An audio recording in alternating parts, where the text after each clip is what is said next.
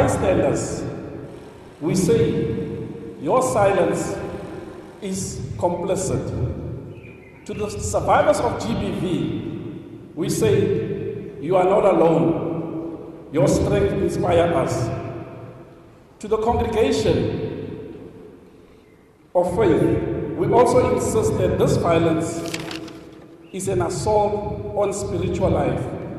With those words, we once again reiterate that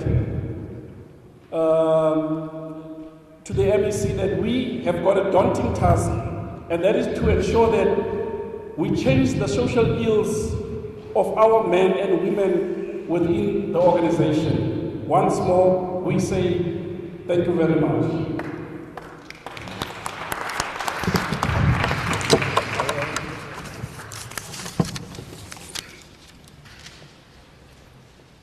Another round of applause for the Malfunctions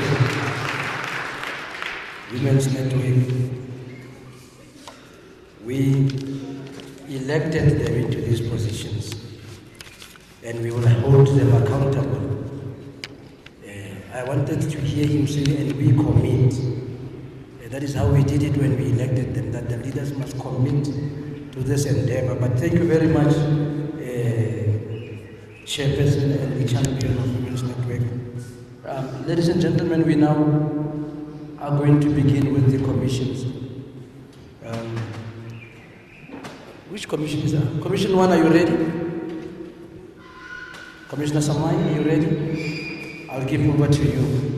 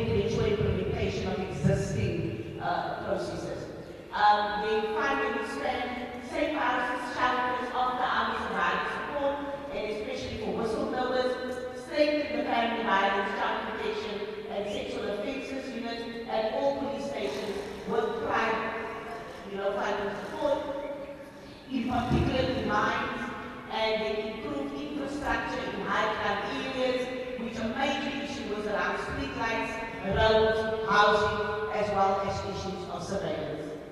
That is only in terms of GBF. Obviously, there's a lot, but these are key priority areas. Then, with regard to SOGI, while SAPS has national instructions on non-discrimination, there needs to be a cultural shift is needed in terms of thinking. Train SAPS and court officials in SOGI rights and survivor-centered practices, integrate gender budgeting and security protocols at court level to ensure that there is implementation as well as protection for queer and trans persons in particular. Use calendar events, which this is normally when the Justice Crime Prevention Cluster come together, but Women's Month, Heritage Month, 60 days for joint outreach and education to be able to support each other during the time of austerity. Incorporate strong advocacy in development committees as well as joint activities to make a priority through all structures from Home Affairs, DSD, SAPS, NPA, as well as the courts. That is just in terms of SOGI, human trafficking. There needs to be, although they know in terms of possibly SAPS high level, other departments also need to know, we need to know where the local hotspots are and that vulnerabilities, conduct outreach to schools, faith-based institutions, and sports gatherings, especially for our young girls, who are the ones that are being trafficked. Work with private sector and in particularly mining companies who all have a role to play to ensure GBV is reduced in the areas where they are mining, and communities must benefit from these activities. And they train frontline service providers to recognize trafficking indicators and respond effectively. Then contact crimes and extortion. The fact is that communities often don't name extortion due to the fear of retribution. Extortion is normalized due to the benefits given by gangs and syndicates to communities, and so this need to, that stream of resources need to be cut. Launch community education campaigns on how to recognize, report, and support victims, and create safe spaces, very importantly for whistleblowers, anonymous reporting platforms, and address links between extortion, organized crime, as well as gender-based violence. And so very importantly was also to relook and revitalize coordination structures, which is your GB Forum, Victim Empowerment Forum, Child Justice Forum, Human Trafficking Forum, LGBTI Forum, yes, your joints, your DEFCONs, your, all of these should report to joint development committee with regular monitoring and integration into ward-based planning. And then in addition to that, socioeconomic infrastructure remedies. A major issue was joblessness and survivor dependency. So to develop job creation programs for women, youth, LGBTI and persons. Substance abuse, major challenge, community-based rehab and prevention services, and also engagement with local municipalities. Also expand lighting, install cameras, increase police visibility. Lack of local justice capacity, priority is a forensic science lab in the Northern Cape, and then system failure and case delays. And we need to obviously look at the modernization of case tracking, reintroduce, reduce re-victimization, and support survivors. So, also in addition to that, it's just ensure faith-based and traditional leaders are trained to support gender equality, but obviously SAPS can't do everything. This can be done through civil society organization. Which the MPA has brought, we need to look at the Criminal Procedure Act, which is like 1977, and to look at them holistically through survivor-centered justice, and to look at this particular province pushing for a review of that particular act. Then funding to Zela care centers, mobile trauma units in remote areas, which obviously is MPA, health, SAPS, all together, and holding partners accountable for NSP, and to place them in the KPIs and quarterly reporting. And then also communications for GCIS, shift from reactive fear-based messaging to inspirational narratives of resilience and action, and then empower community role models through your CPFs, through your survivors, through your social workers, through your police, through your men for change, through all of these structures of activism, so that people can see that they are, good people who want to bring change. So, 6 direct action points for the Provincial Commission of SAPS to prevent to the DG in the previous office, to formalize a multi-sectoral task team to co-develop a collective implementation plan aligned to the NSP GBVF, using the existing coordination structures and incorporating quarterly milestone budget needs and community monitoring. Initiate high-level engagement with the DG in the previous office to secure high-level support of government to draft a JCS cluster-led implementation plan to end GBVF, femicide, human trafficking, extortion, and sovereign rights realization. And then also with regard to the DG to convene a high-level civil society meeting with JCS cluster, conduct an audit of NGO and CBOs dealing with GBV and femicide and sovereign awareness, and initiate high-level engagement with the mining sector, obviously through the unions, and also private industry, and also cycle this year to secure funding and logistical support for CPFs near or in mining towns, collaborate with unions, regulatory bodies like SIRA to reinforce accountability and participation, and private tech companies and also international donors like the Global Fund via NGOs.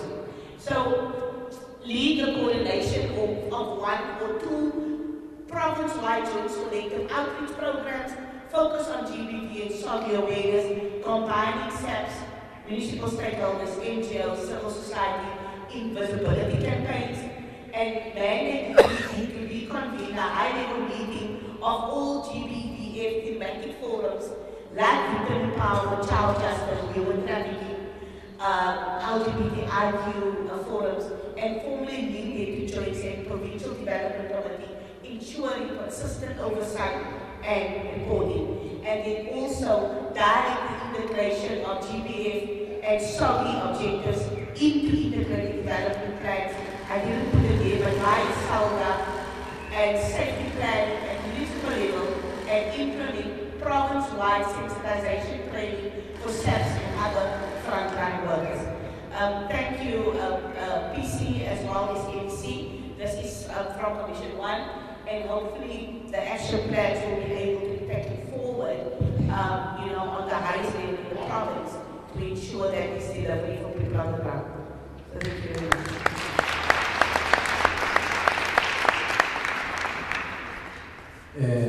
That was Commission 1. Another round of applause for the Commission.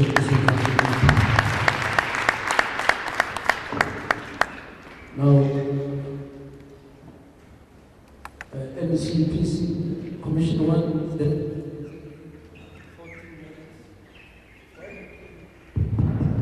14 minutes. So, we had 30 minutes. So if there are engagements, if there are any inputs, we only have 4 minutes, 15.5 seconds. The total time is 30 minutes. I need to give each commission 30 minutes, then at least an hour and a half in the running commissions. So any inputs, any questions, any clarification, this was very cerebral. It means it is informative and intellectual, self-explanatory. But how will I try? I can run to that movement. Do I speak Chinese? Was that saying near how? Okay, any inputs, any questions, any clarity seeking? You clear? Thank you, Commander. Can I have a roving mic, please?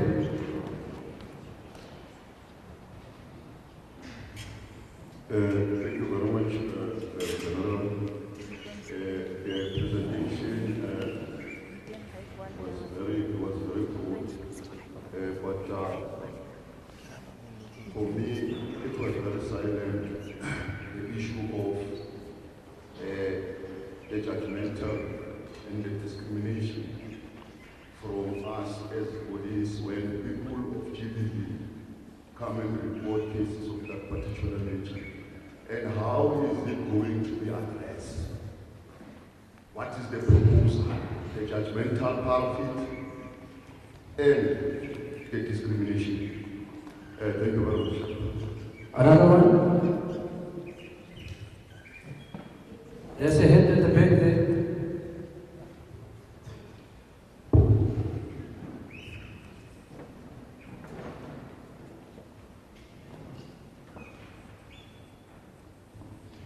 Now, thanks, Chair. The Commission has alluded to a section of the law which seeks changes. Now, I think the only thing that lacks there is that we need to attach time frames. Because if you look at our own law, we are still struggling with the law because we are still dependent. Or our law has been developed from the British colonial laws. Now, it becomes a challenge because of the challenges that we are having currently now are different challenges. Now, we have pointed out as to that there's challenges in terms of the law. It was created 1977. My proposal is that we need to have a time frame attached and such submissions must be sent to Parliament for implementation. Thank you. Any other? Going once, twice, forever hold your peace. You may respond. Yes, it was something that was discussed around the issue of discrimination, and in the presentation, we raised it as cultural sensitization. So the issues here, everything has not been placed here, but it's to be able to see on not just on a subject, but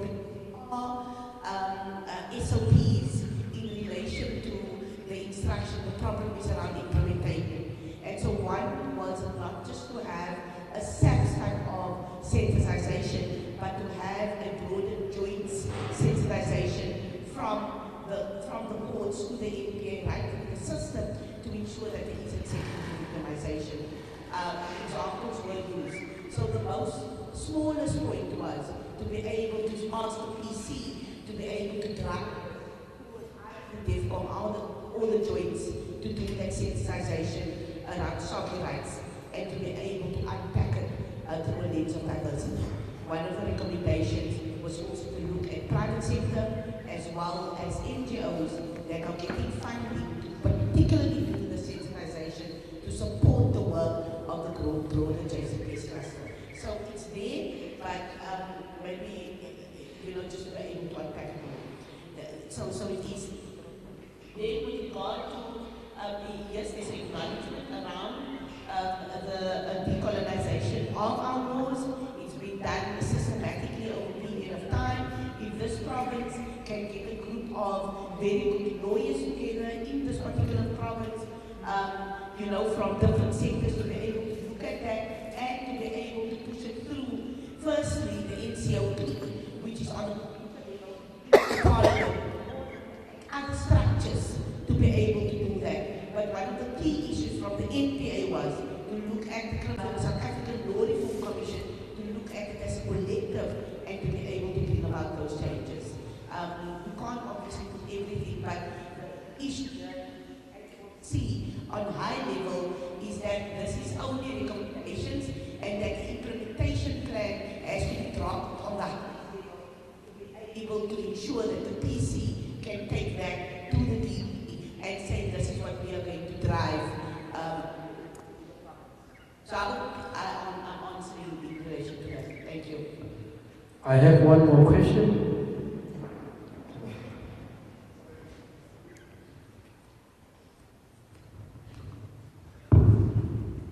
Thanks, Program Director. Program Director, you know, the GBV is a serious concern. And the message does not get delivered or be taken serious by our community. So, therefore, I think it will assist us that it be maybe upgraded in the schedules. This thing of 18 months, 15 months imprisonment, and then get parole, come again, a very same person reoffend, and even a protection order does not suffice. So this Indaba should look into that, the issue of the GBV. So we must take it very, very serious. Thank you. Thank you, ABC. Thank you, PC. Thank you, Commissioner, for the presentation. Mine is on the DG mandate on GBV. I was checking that if there is any mandate that we still need after we read the big document.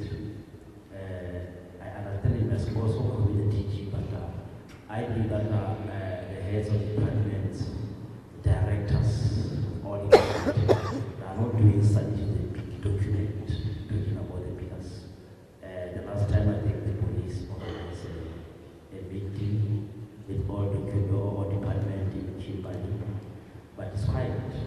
So where are the department? When are you going to meet again going forward? As I understand, why DG must be responsible. I think the mandate is already given from the big document. We are just committing because of frustration. Thanks so much. If I may respond to what General Besnar is asking, the reason for us as Group 1 to have that point of saying we are going to request the PC to have an engagement with the DG is because currently we are here in this trial in Indaba, where all the stakeholders were invited by the Office of the PC, but they did not pitch up. So we felt if now the invitation can come from the Office of the DG, it can have weight in it, unlike, because even the HODs that knows that they are supposed to be forming part, we are talking about GPVF, of which the social development is supposed to be forming part of this, but they are not here. So we refer to DG because of that issue of non-attendance. Your local government, your mayors are not here with us.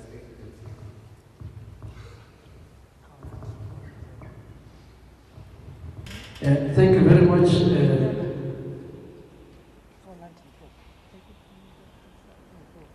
24 minutes, 15 seconds to be exact.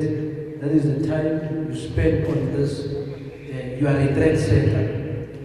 I'm just saying, since there's two commissions are coming after you, and you've done this, both the presentation and engagement, in 24 minutes, 15 seconds. I'm not saying they must do that, I'm just saying you are a trendsetter. Thank you very much. Another round of applause for Commission 1. Ladies and gentlemen, we are now proceeding to Commission 2. Commission 2, you are requested to please stand here on the podium for presentation.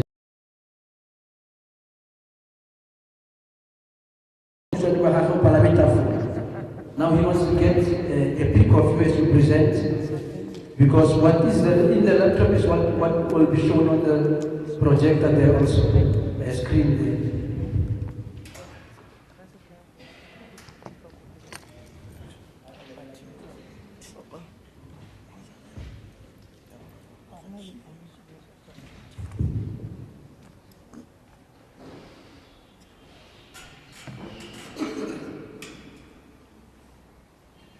MEC, thank you very much. Program Director, let me borrow your words of introduction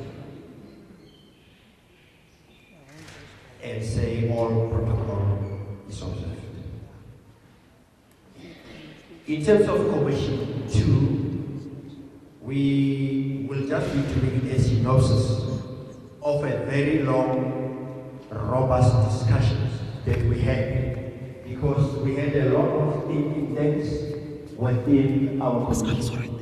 A lot of issues were discussed, a lot of disagreements came up, but we did this in order to make sure that we do justice to this particular forum. It should be taken into consideration that the Commission 2, as it was given a program statement of crimes that are committed at the learning institution. This is a very, very broad aspect. Even though the Commission intended to narrow it at the schools itself, in a school environment, it became a little bit difficult at some point for you to be able to discuss something that you do not know where does it come from. In other words, school learners, for them to be at school, it comes from families. So it means the problem to be where they emanate from somewhere. Hence, they crop up to be at the schools. So at the end of the day, we decided to structure our presentation into 4 columns: crime, the root cause, the challenges, as well as the solution. Taking into consideration the instruction by the President and our municipality in terms of the min-make policies to try to eliminate siloship.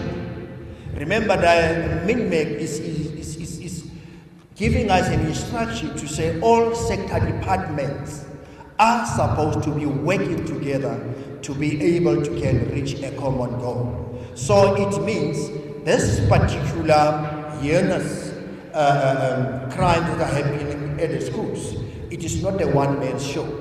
We all have to take part to be able to can eradicate them. But when we look in terms of the identified crimes, when we were looking at our problem statement, we looked at bullying at the schools, drug trafficking, theft, violence, vandalism, assault, contact crime, sexual harassment, gangsterism, human trafficking, substance abuse, alcohol and drug abuse, abduction, and cybercrime. It would have taken us a lot of time to define them, but I know that Brigadier Martin have got the liberty to be able to can define it adequately if one is gonna be given an opportunity, or if ever you are not in a good understanding as to say what is it that this crime entails.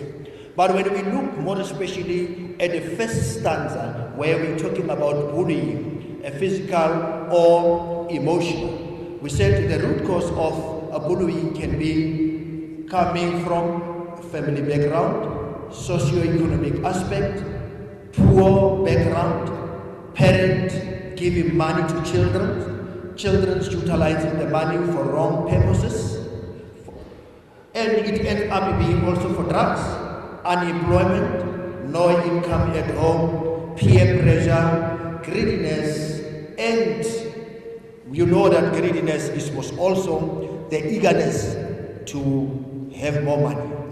We all know that there is a difference between a child that grew up from the family that is having and the family that does not have. The child that grew up in the rural areas and the child that grew up in the CBDs. So that we are calling that our environmental design. It is playing a very, very pivotal role in our root cause. So the challenges that it leads to there can be lack of supervision, security, to teachers, lack of reporting, victims are scared, age differences, relationship, type of friends that our children are having. That leads also to peer pressure, privileges that more privileged children then have, that are suppress other less privileged children, different religious beliefs, lack of religious tolerance, and the solutions that we do believe are already there. The only thing that needs to be emphasized is the correct implementation as well as the monitoring thereof by all departments. Effective code of conduct alignment to crime prevention strategies, searches at schools to be conducted and protocol to get access of SAPS to schools, it should be shortened. Remember, when a school search needs to be done, as a social crime coordinator, there is a lot of red tape that you have to undergo before you can be permitted to go and do a school search. You cannot just arrive at a school and do a school search. It depends. Sometimes you have to make appointments 2 weeks after that you are going to do a school search. And then it depends to whom are you going to make an appointment from. And that particular person might be the one that is responsible for drug trafficking within the school. So it depends at the end of the day whether are you able to can achieve your goal that you want to be able to achieve in terms of information that you have leaked. Child Justice Act to be strengthened. Okay. And some amendments also need to be made out of that particular Child Justice Act. We spoke about this basically that there is an inference or a gap, more especially when you are in a school environment. Remember, as a police official, when you get into the school, when a child has committed a crime, you cannot just decide to arrest. There are processes that you need to follow. The SGB comes in, the parents comes in, the Department of Education have to decide. Unlike if that particular crime was committed outside of the school. And then we know that if that particular crime had been committed outside the peripheries of the school, yes, the Department of Welfare is coming in, Justice is coming in, whereby we need to gauge as to whether is that particular child having the capacity to be criminally prosecuted.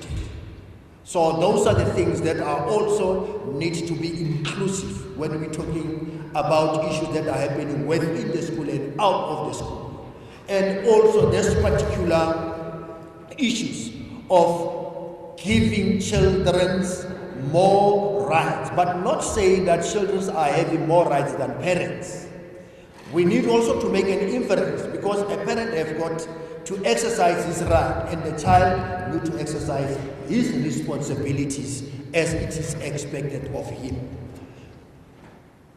School safety committees also need to be established and they must understand their role adequately.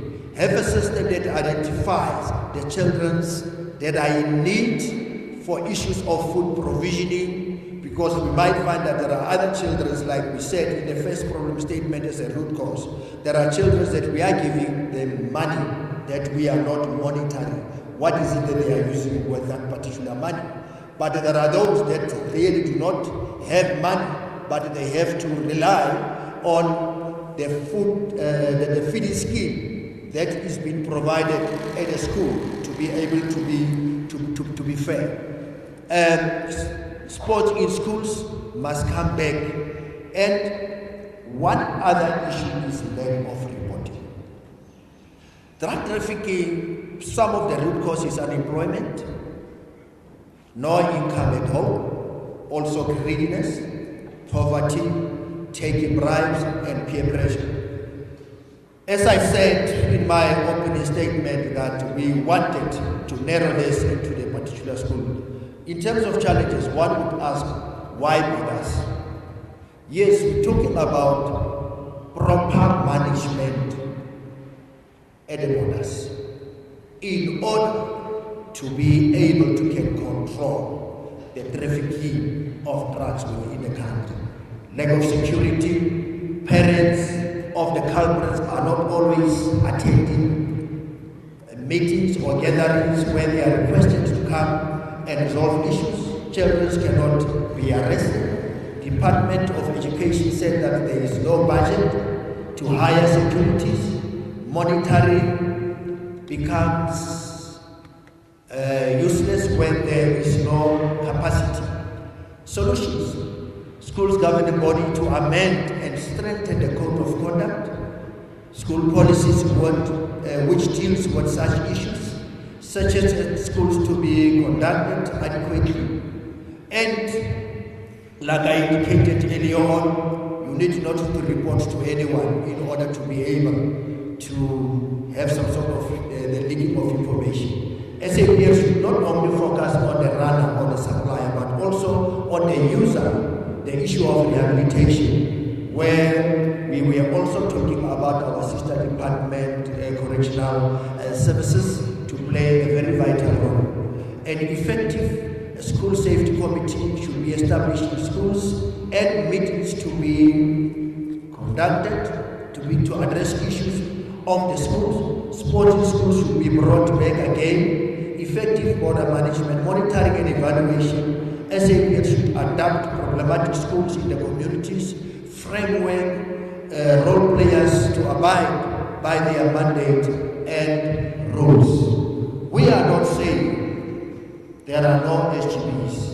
We are not saying there are no school management. We are not saying there are no laws that are in place. But our problem is the monitoring, the implementation, and the ensuring that these particular things are bringing effective results. Also, human trafficking and abduction is also happening at our schools. Then we looked at issues of lack of scholar transportation, school drivers that are molesting children as root cause,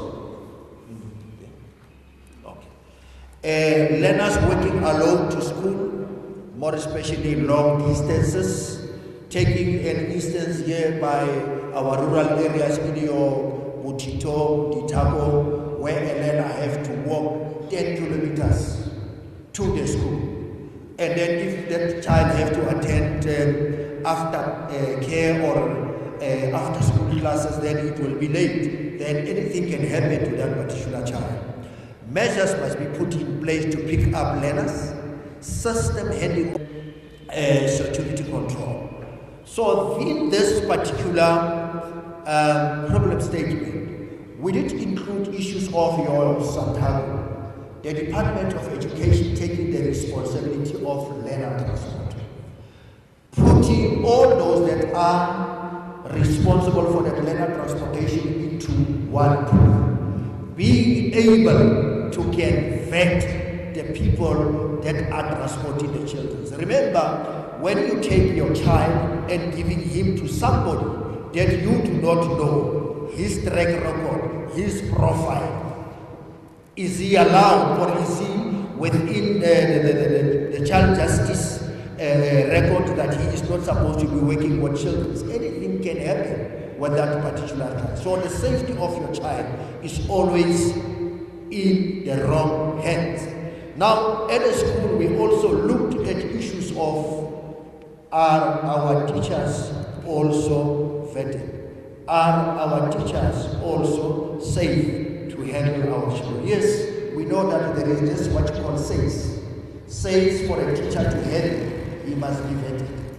And it must be stressed adequately so that the code of conduct that is within the SAPS, the teachers must adhere to it. We also have issues of cybercrime. The root cause that we allow cell phones on the school premises. That is a fact. Craving to be popular on social media. The challenge is children and teenagers usually come to school with their cell phone taking videos and pictures of other children making menace, what children to accept, and enormous what menace, a mockery out of other children. Social media popularity, trends, that's trend. Schools are providing children with tablets, yes, we know, and data, e-book learning. Children can create fake profiles. Parents will not know as they can log on in and out at any time. But we think that the solutions can be no phone policy at schools should be reinforced. Education on monitoring and control of tools as to what children are watching on the phones. Raising awareness, teaching children about the consequences of cybercrime, age limit, legislative control, tracking apps on the phones of the children by parents to know that can know the children's whereabouts, legal policies to be in place, IT to block out certain stuff, awareness on user responsibilities. The POPIA Act have got all there. There are some people that are normally saying that you cannot control a child or you cannot control a cell phone. Remember, even if when you look and watch TV, they say parent discretion is advised. When you take your cell phone, in your cell phone, there are some other gadgets or other, the phone allows you basically to can block that a child should not be able to get into certain apps. Even if I'm taking our SAPS cell phones, there are certain aspects that you cannot be able to watch them, like pornography, out of our own SAPS cell phones. It blocks you from doing that. So even if the children are having the limit of being given the laptops and the data, so that particular limit that they are being given, it must be controlled adequately. We've got another aspect of theft and vandalism. The root cause is unemployment, lack of morality, not being taught values and teaching them it is wrong to take other people's belongings. Young people do not want to work, easy money scheme. Challenges, socio-economic factors, poverty, unemployment, and family background. Solutions, moral regeneration programs, interdepartmental collaborative activities, job creation for the youth, sports and recreation activities for the youth, and then to keep our children busy. It came also that we look in terms of the best practices from around the provinces.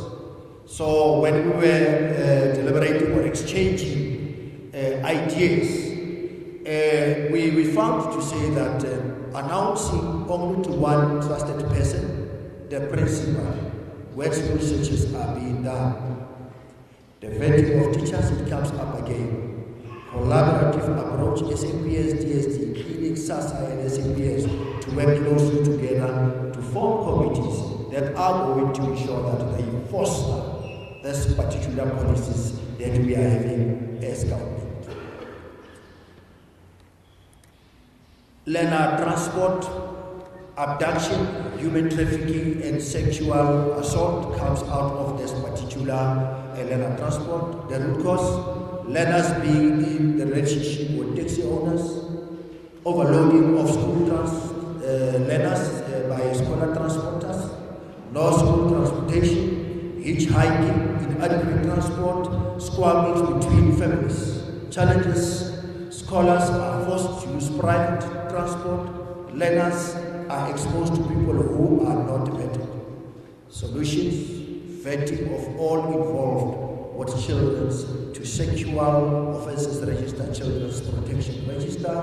Parents should take responsibility. Departments of Transport to execute effectively Taxi drivers should be registered with the Department of Education. Traffic Department should take action against overloading of school transport. Department of Transport Safety and liaison needs to come on board vetting processes of private operating taxi owners to formalize and professionalize system, framework and legislative must be put in place for the taxi organization, specifically Santiago, community police forums to form marshals and take turns to walk around schools and within their communities. Sexual assault, root causes, socio-economic issues, poverty and unemployment, lack of education on sexual assault, what it constitutes and on what it constitutes, traditional practices, what are children's at initiation schools being taught. Some people thought that we are touching them on their face. But an example that was given is to say, you find you are a teacher, in January you've got this particular disciplined child, in June the child is going to the initiation schools. But when he comes back from the initiation school in July, the child has turned out to become somebody else. They tend to undermine you. That you cannot stand in front of him, you cannot teach him. He tends now to believe that he's an elderly unto you. Resolving the matter amongst the family, not reporting sexual assault matters, minors copying, imitating parents, ex-parents living in a single room, for instance, sharing bed and indulging in what grown-ups are supposed to be doing.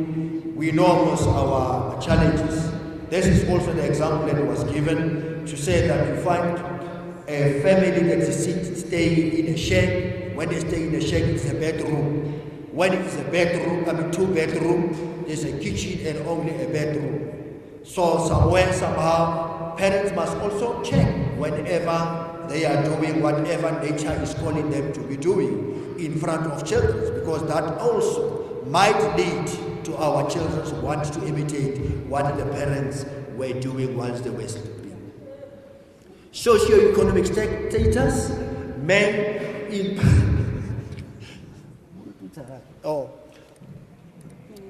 men in power taking advantage of the vulnerable, rights and responsibilities of the mental health issues, power versus pleasure.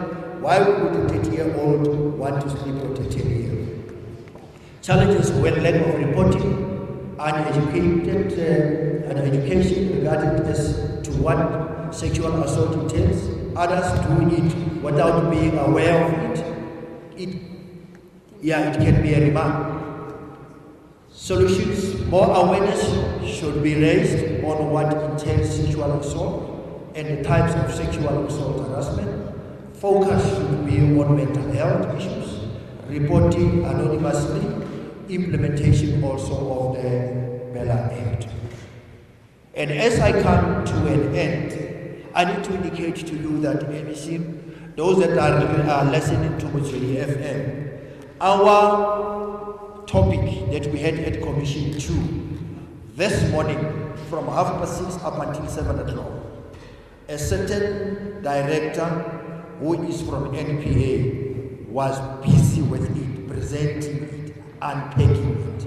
So I was also having the liberty, as I'm representing this particular commission, to comment and to hand to say that this is an issue that we are dealing with at this Indaba.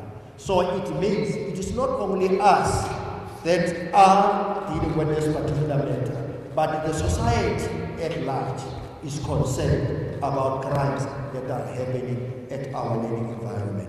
Thank you very much.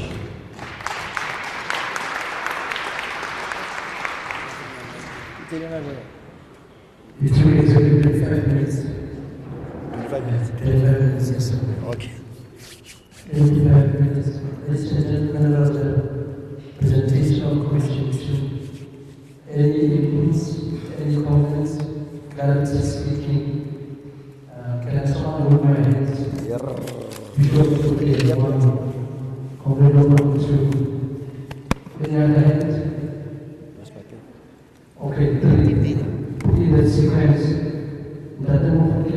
Thank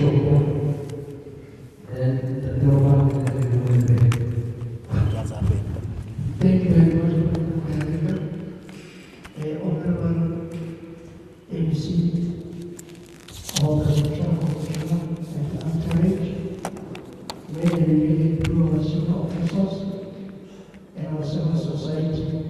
I'm standing here on behalf of spiritual crime prevention within the South African Police Service.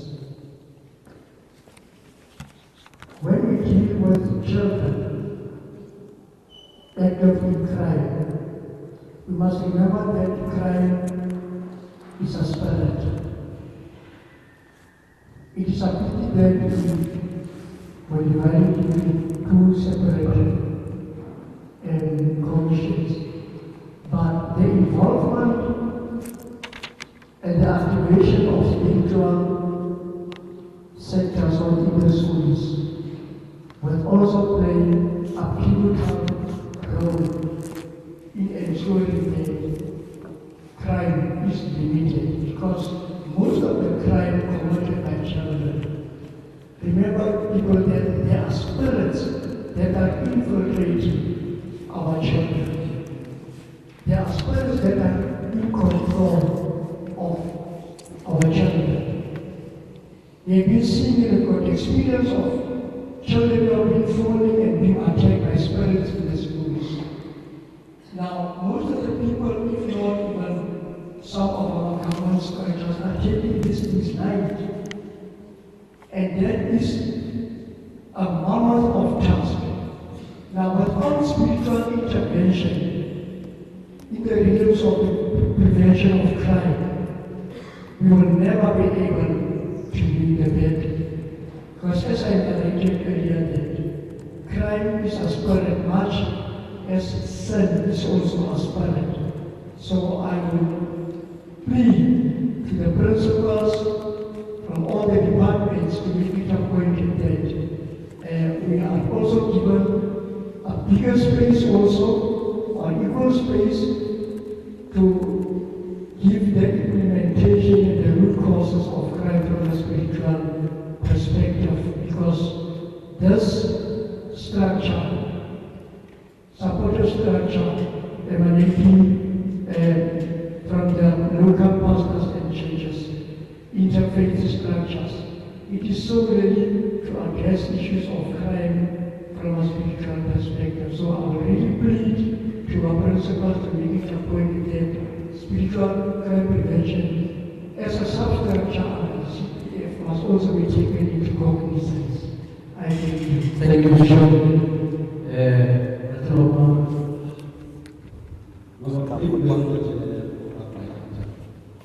Good morning to you.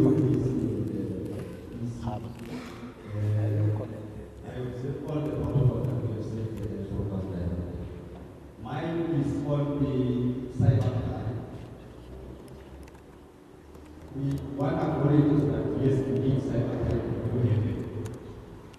But the experience observed when we talk about cell phones, children going to school with cell phones. Look, the children when we meet with them, they will say that we get our homeworks and also we do the research and also the classwork on cell phones.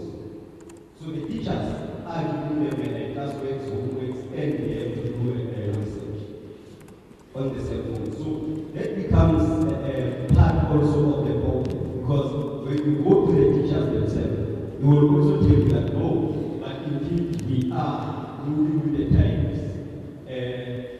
Technology is evolving now. So we have to give children their classmates, homeworks, and ask them to do the same. So that is also a problem. So thank you very much. Thank you.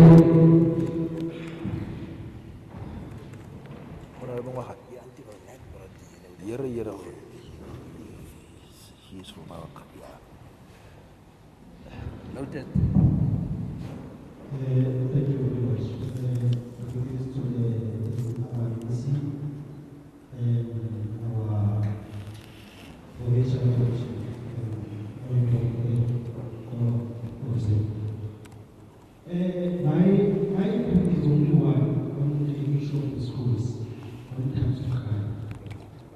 But if it's only one whereby crimes are being committed in the schools, whereby there are breakings in the our secondary schools, and gadgets that are used to help our kids are being stolen. Principals, they open the cases, but there is no any solution. No one is being accepted to be held accountable for those crimes. For one, we have many minds in human rights fine. But those minds that we want each and every year by gadgets that they are helping our children in our schools each and every year. Remember those children after going to secondary school, they must also go from tertiary level, whereby we need which must take them to tertiary level. But because they can't go to, they can't give bursaries, they are always buying gadgets for our children. And then the schools are opening cases each and every year that gadgets are being stolen in the schools. But there's no solution that is there for them. Thank you very much. Thank you, Mr. Speaker.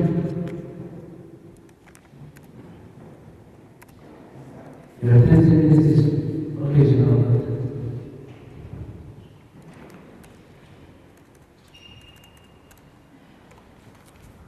Please once more, PC, professional question.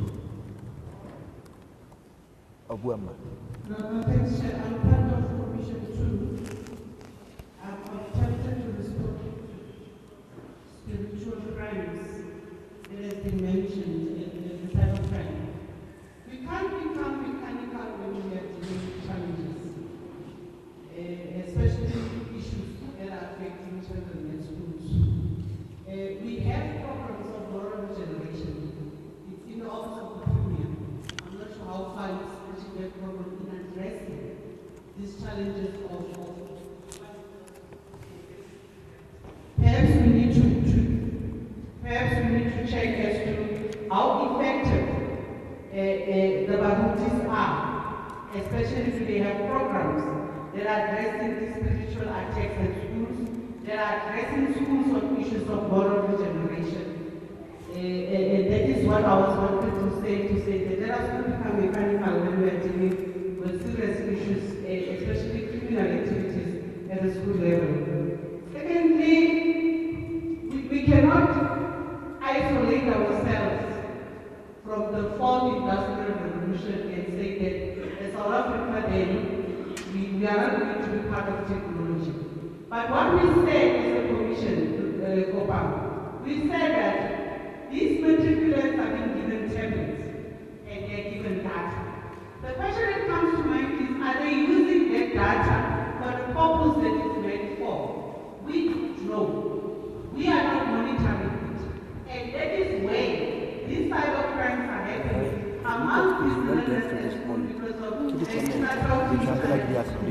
So we said that there must be a law within the cyber crime that protects our children from being victims of cyber crime. Precisely as you can see that you cannot go buy alcohol unless you are at the age of 18. The same, that the cyber crime, whatever effective law that can be placed in our country, that will ensure that our kids from that age, 5 to 18, are not accessible to products within the internet system that gives them leverage to do your TikTok that actually end up being harmful to society. Thank you very much. Thank you once more, APC. Thank you for the presentation. It's a very nice presentation. That I know what is happening, but I'm concerned about the implementation. And I will also quiet in terms of the memorandum of understanding that the education department side with the police. The previous MEC signed a particular memorandum of understanding with the previous provincial commissioner here in October 2018. I believe that if we can also work on what the political memorandum of understanding is saying, we maybe have answers, other things that as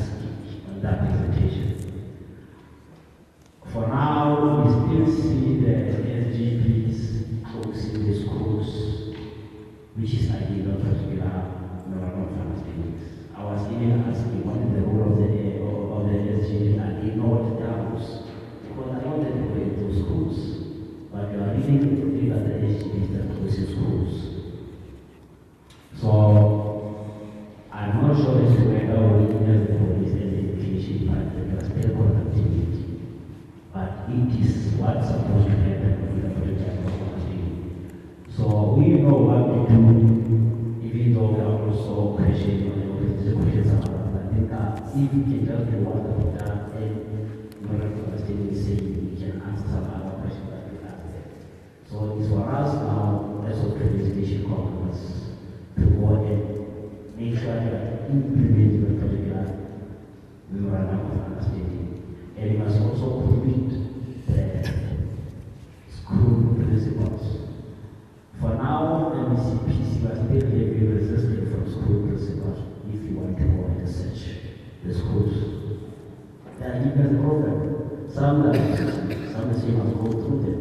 And there must also be a surprise search because when they go and inform the principal, the information will leak. But we are struggling.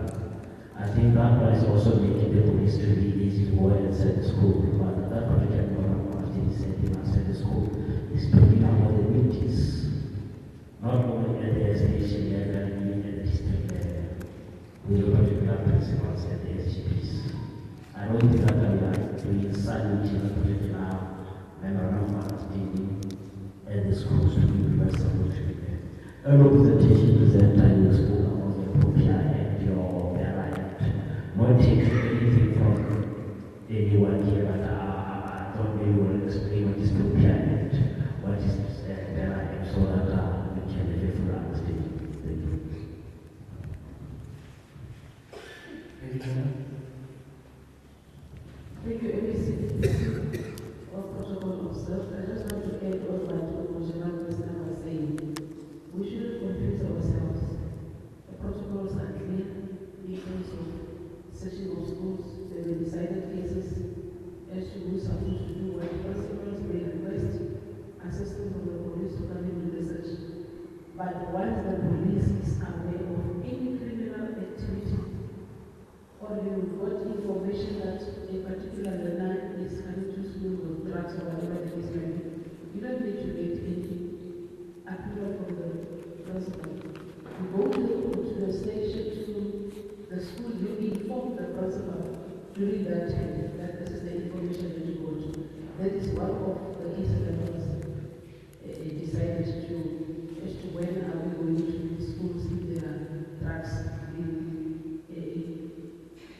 sold in the school. So it shouldn't be like police must go and sit back and say, no, we will wait for the principals to give us. We are going to have this investigation. And again, we can still do the searches of patrols next to the schools if we want to do that on a daily basis. So please, for this, it shouldn't be like we just supposed to wait for the principals to indicate the interview. Thank you, General. You took 34 minutes, 12 and a half seconds. Thank you very much, Program Director.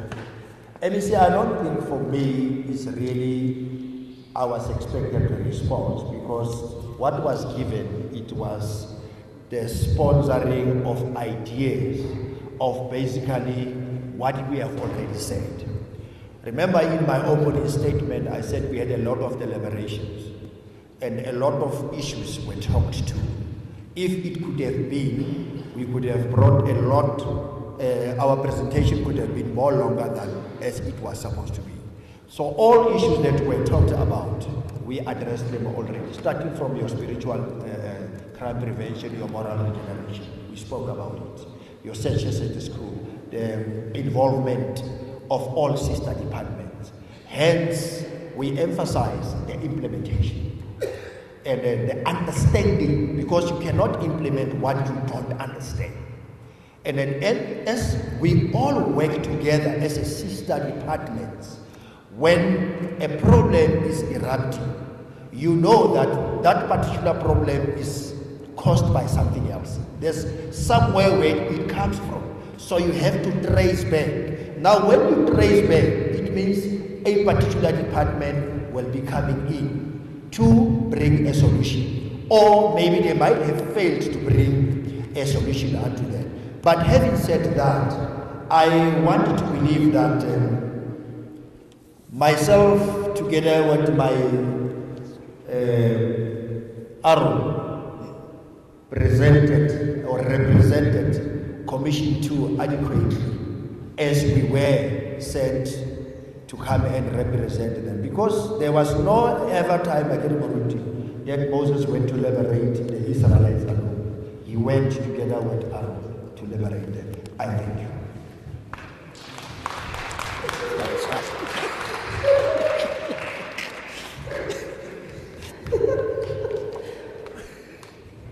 Thank you, Commander. Why do you pat yourself on your shoulder, Commander? We will do the accolades. Yeah, we will tell you your presentation was didactic. We will tell you it was eloquent, and therefore we will give the accolades accordingly. A round of applause, ladies and gentlemen, for now. This is by far the longest presenter. Now, I don't want to define anything. I realize according to the program, this is the last commission. Now, that didn't reach my co-program director. I don't want him to feel bad that I did not give him a piece of 20-minute presentation, but I gave the last one. He must be only decided to come people to have a present and give accolades. I'll give you what you are going to take over from here. No, it's very simple. I'm saying your 30 minutes starts now. You'll ask the Honorable MEC. And if your time is expired, I will tell you all of them your time is expired. And if you don't want to go out, I'm taking the police to take you out. So we're going to throw you out. Ladies and gentlemen, please put your hands together for Commission 3.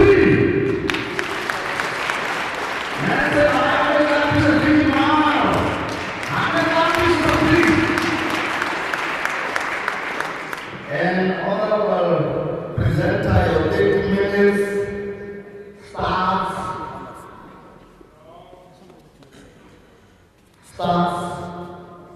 now.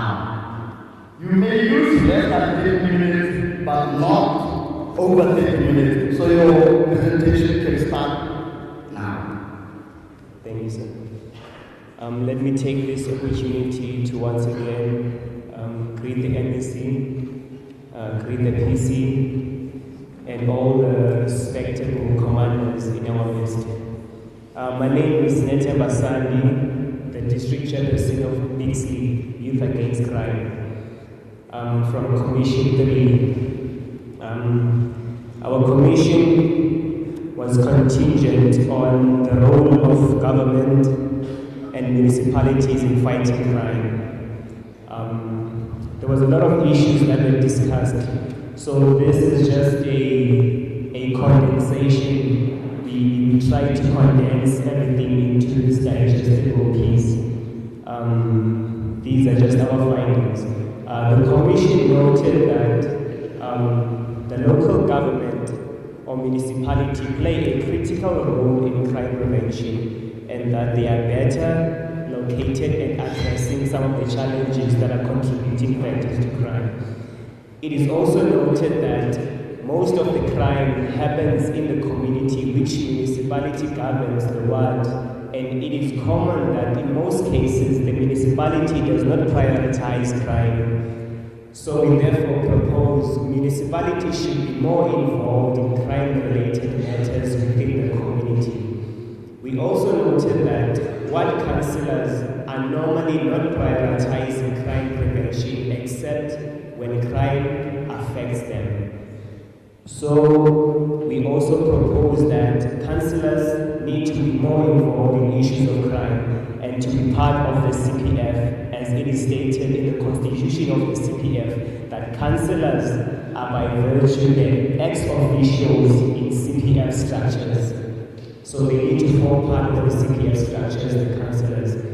And we also noted that there's a lack of involvement of CPF structures within ward committees, and also ward committees ward committee members are not involved in CPF structures. So we therefore propose that there needs to be a relationship between CPFs and ward committees so that we can enhance and be able to challenge the issues pertaining to crime in our communities.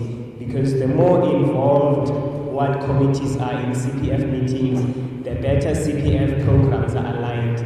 Because CPF, if they don't focus on context-based programs, we may fight crime, but if our programs are not context-based, we're not going to be able to win. So if we have ward committees within CPF, we are able to address crime effectively in a context-based way, because crime is better fought contextually. We also discovered that there's a lack of involvement of CPF structures within ward committees, and also ward committees members are not involved in CPF structures.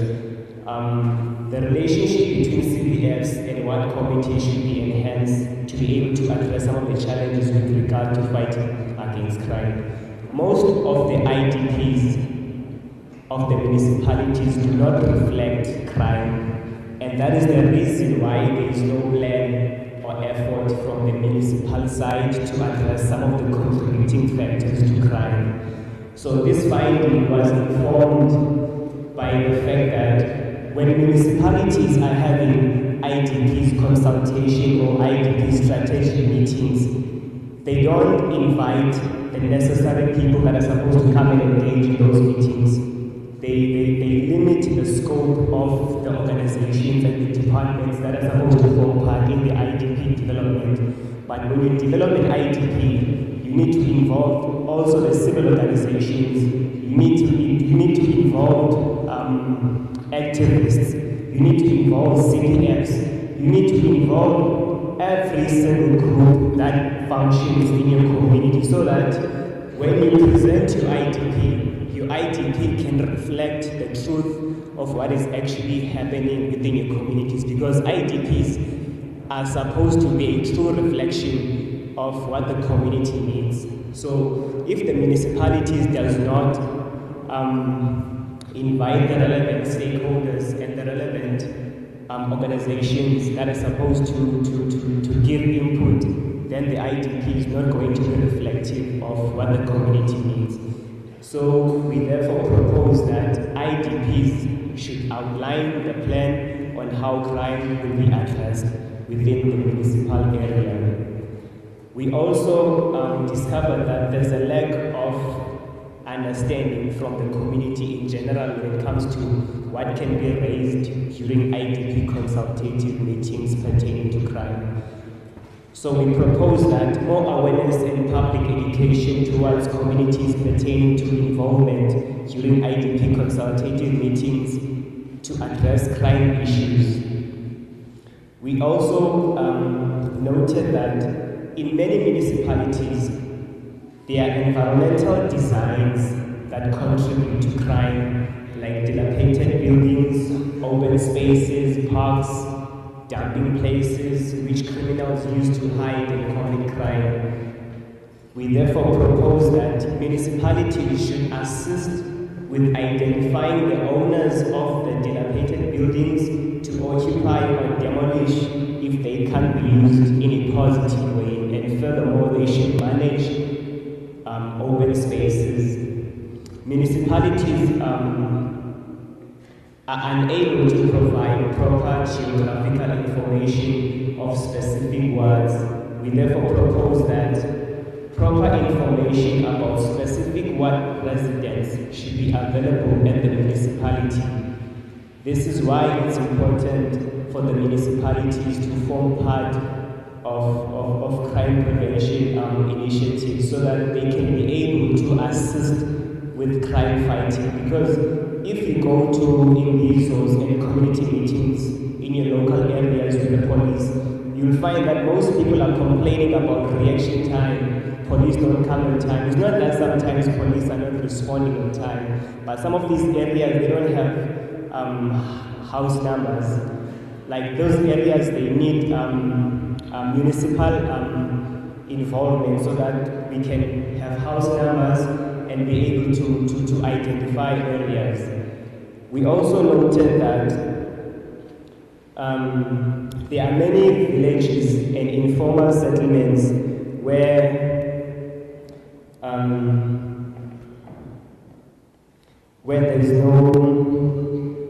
there are many villages and informal settlements where there is no proper geographical information and accurate residential information. So we therefore propose that tribal authorities should be able to provide a valid information of their residents in their locations. Because sometimes when there's no proper addresses, it makes it difficult to police those areas. We also noted that some municipal demarcations are not aligned to policing precinct. So we therefore propose that some municipal demarcations should be aligned to policing precinct. We also noted that there's an influx of undocumented foreign nationals who live in our communities but can't be accounted for. So we propose that all foreign nationals must be integrated into existing structures through representatives so that we can be able so that there can be an accountability whenever we have a certain issue with a certain foreign nationals. We also noted that there are established structures of youth desks within municipalities, but they are not working with youth crime prevention. So we suggest that the youth desk structures of municipalities should work with youth crime prevention desks. We also came to community safety forums. Most of the municipalities have not yet established community safety forums, or if once established, then they are not effective to be able to address many challenges. So we propose that municipal administrative office should prioritize the establishment of community safety forums as a platform to address some of the challenges. We also noted that many departments are implementing programs in silos and programs are not aligned. So we suggested and proposed that community safety plan is the solution to have a one plan and an implementation of programs should be integrated. And also in terms of the enforcement of municipal bylaws, because municipal bylaws are also assisting in terms of fighting crime and managing crime. Some municipalities do not have bylaws in place, and if they are no longer relevant, which means it is difficult to enforce something that is no longer relevant. So we propose that all municipalities should have bylaws in place. If they are not relevant with the Constitution, they need to be revisited, reimagined, and reviewed. We also noted that there is a lack of capacity to enforce those bylaws, and it is then left to SAPS to do that. So we propose that municipalities should prioritize the appointment of law enforcement so that not all crime prevention and crime fighting should be left to the to the organization of SAPS.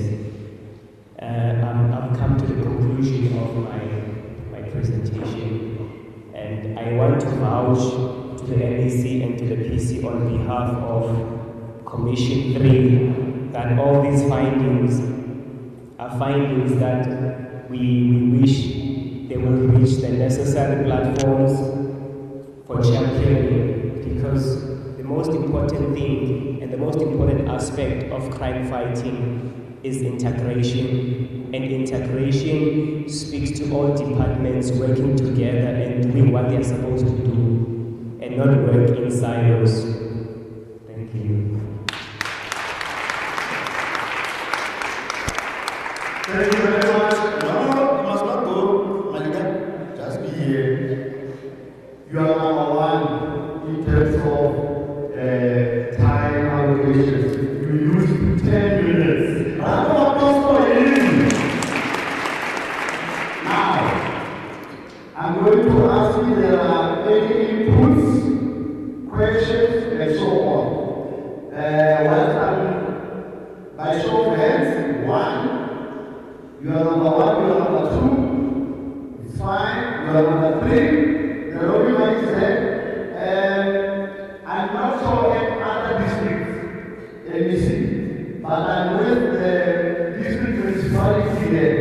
We can attest to say some of the departments don't attend the invitations as they are invited by the municipalities.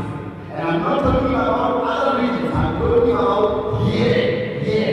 I was not part of the municipality 3 years there. But since I was there, I could see the departments are not attending.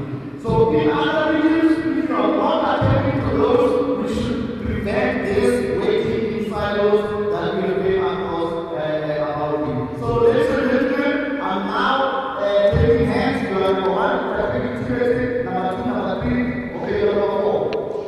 In that sequence. And I don't know how to do that. And this is why I say my friends say that I'm going to the park. I'm going to be my father and say, oh, you didn't even know that. Yes, sir. It goes. It goes. Oh, my God. So you got it. Thank you, Program Director, MEC, PC, all senior members here. My name is Kevin Bai. I'm the Senate District CPF Chairperson. I just want to give an input. MEC, in ZFM, I just want to say that local government is part of us. We form part of the local, at the local municipality, we form part of the local communications forum. At the district level, we form part of the political IGR. We will invite to the political IGR. We are having a very good relationship with our sister department, with our partners. And what we've done is that with those departments that don't want to be involved, we approach the political aid and the instruction through the political aid too. So yeah, you will get some departments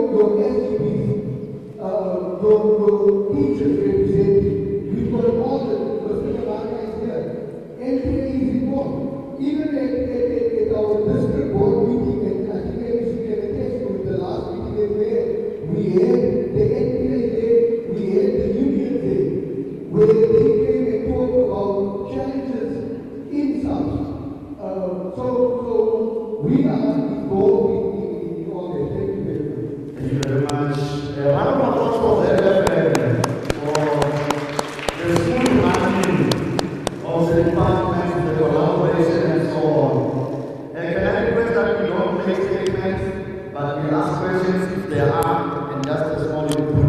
Over to you.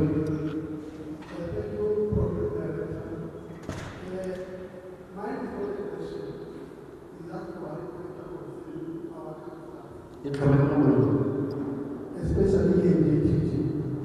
Our councillors, I normally see our councillors in the top meeting. I always saw the councillors and the mayor meetings. But if they are in their own community level, and they are also expecting us to respond on the question that we come from the floor as the SAPS, but not for them not inviting us maybe to do so. I think they should invite us so that we can come together and discuss whatever that we want to discuss, so that when the law is coming to them, then we can be able to assist. But if they are doing their own thing alone, they cannot do that. We will also not abolish also whereby they will be unable to answer those questions. So now, as a district of the team, I am really happy because now in our district, on a daily basis, we are counting as one bearer coming in this district.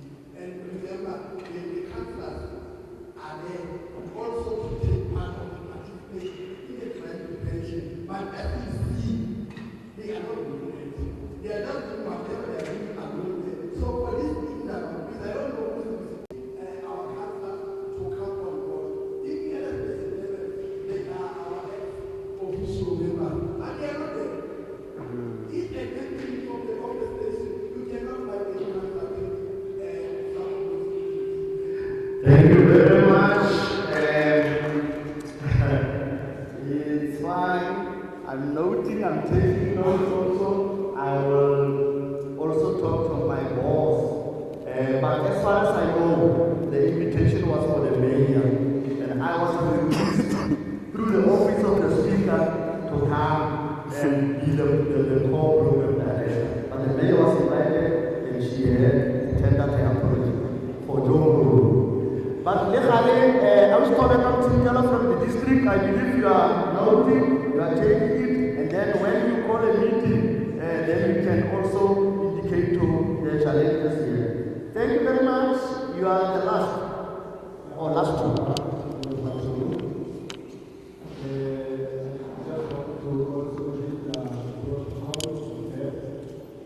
I'm from the same commission.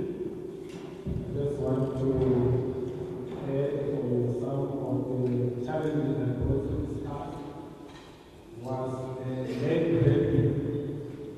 We find that the municipality don't have control of the land grabbing by the so-called leaders. Some of them they even sell the plots to vulnerable communities.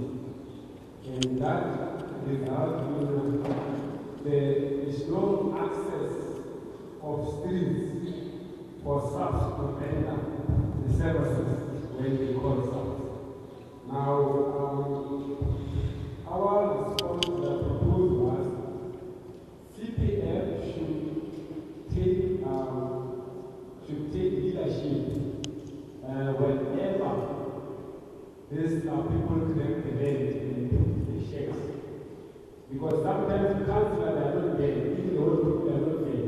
But if we are there, citizen members, and the sectors come forward, we should take the leadership to make sure that those shacks they are in sequence so that they can be accessible for services for staff. Thank you.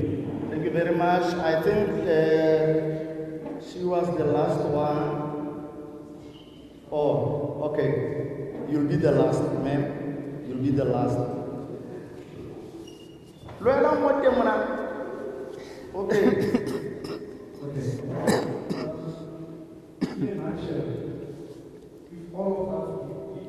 Most of them, they are just comments, so we just take note of those comments. We don't need to respond to them because they were just it. Okay, no comments. Now, I want to when we go other agencies, please advise us on this team of all the different departments to come on board to order for us to champion this thing is whereby we are all working together, because now some is spending on its own. Different stakeholders are not there. So I'm requesting because also it's demoralizing. Where people are volunteering, but they are always there to fact. But when the others that are working are not part of it, it's not fine. I'm requesting humbly. Thank you. Your request is noted. At the back, you are the last, and then we close with my leader here. Oh, stakeholder collaboration. Stakeholder must get together. You can't work in silos. That's what the presentation was saying. Huh? No, but no, let me ask you about Kanoya, you can phone down here. Oh, yes, ma'am. I need to get good at it.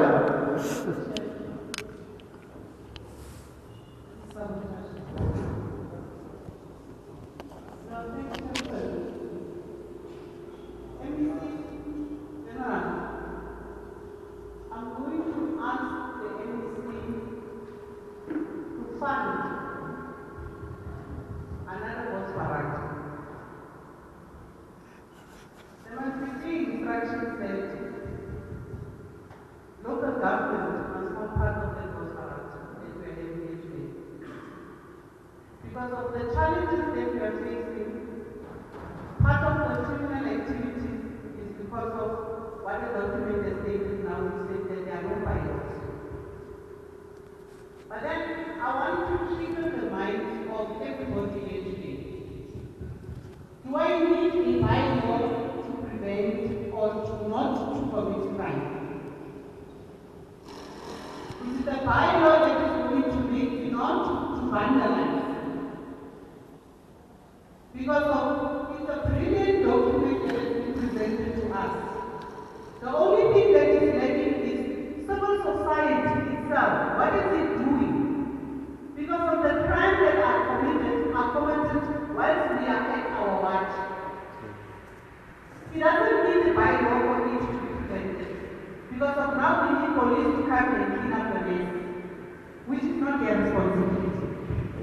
And the biggest challenge that I'm seeing, especially the local government, we have those officers. In the past, we used to have officers which were wearing green.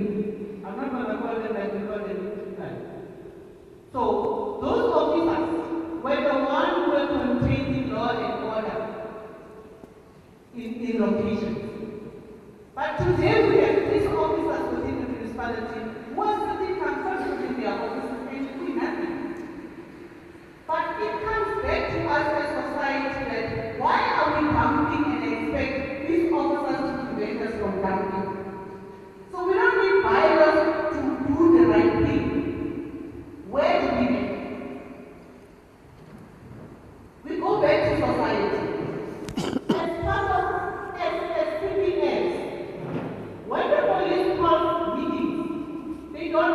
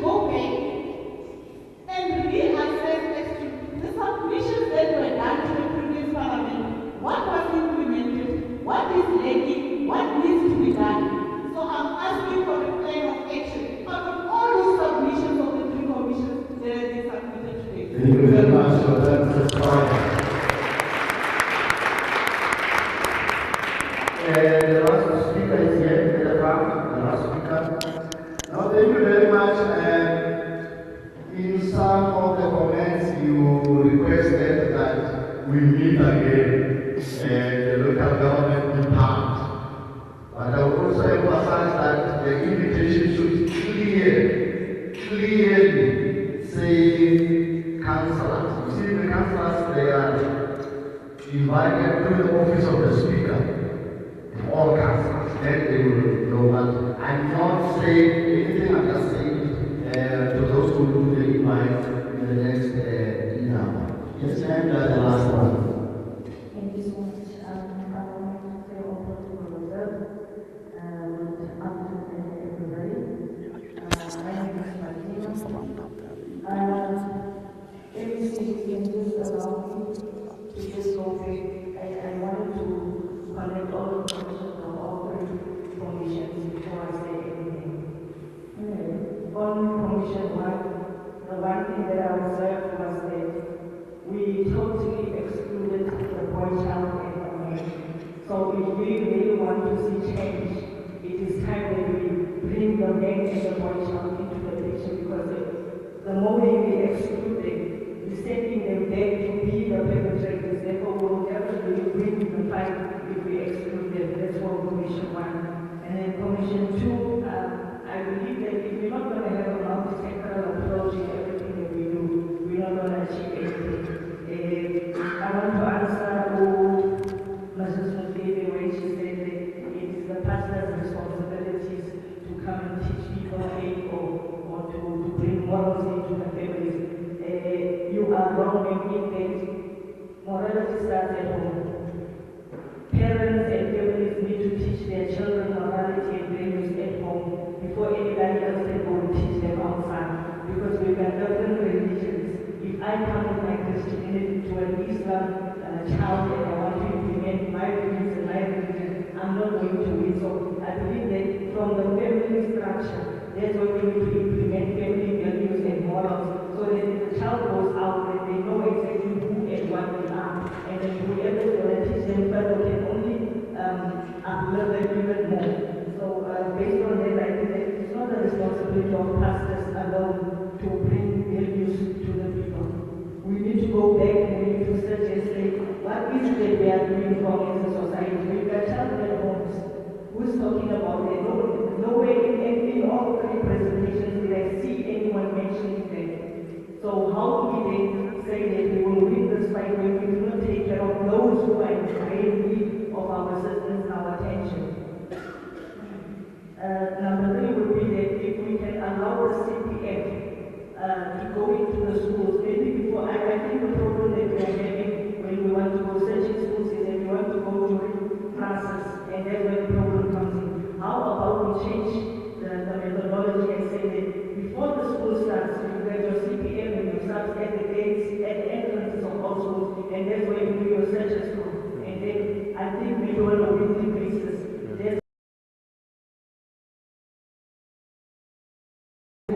So I'm not sure that that's just how I would really probably approach it. And then as from the office of model generation, we do have programs that we do in the schools throughout the year, from the beginning of the year to the end of the year. So I think if we can have partnership maybe with other organizations, it would be much easier. And in Kimberley, there's a group, that forum, where you have all the stakeholders who work together. And so you will see maybe once a month they get together, they do roadblocks and all those things. That is the approach that we need, but unfortunately it's not all districts that adopted the program. So I think if we can have that type of program, commissioner, to be implemented in other districts, then we probably have a better approach. We'll have better results at the end of the day. And then going back to Commission 3, I'm thinking that again, what level, the CPF must be involved. It is not in all areas where we get the visibility of the CPF. It's only in selected areas.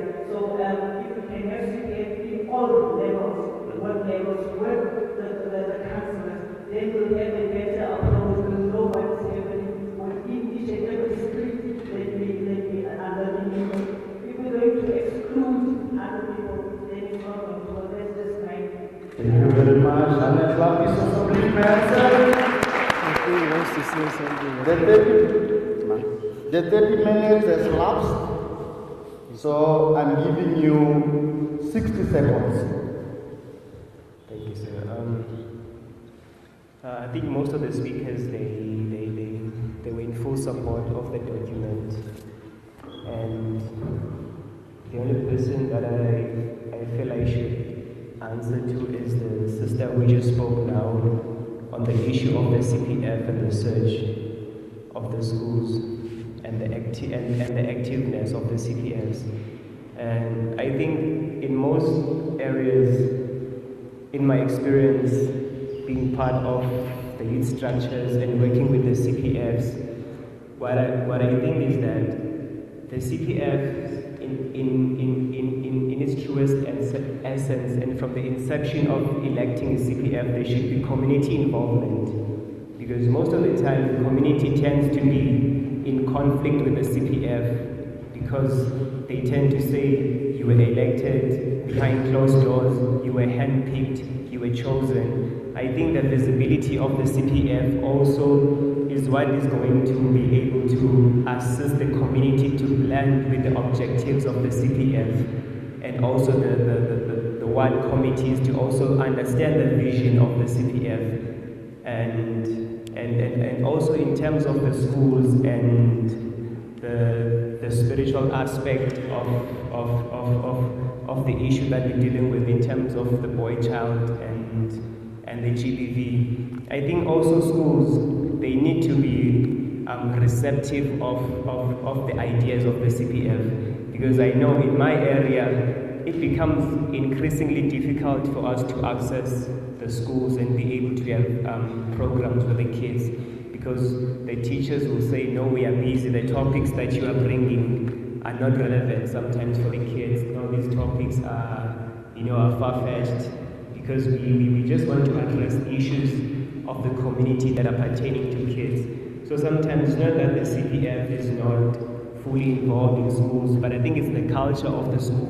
And I think there needs to be we need to appeal to the Department of Education to stretch their policy on religion. Because in my area, I know that someone raised an issue of kids falling and being demonic and attacked by demons and spirits and all of that. But I think how we tend to gauge those experiences is limiting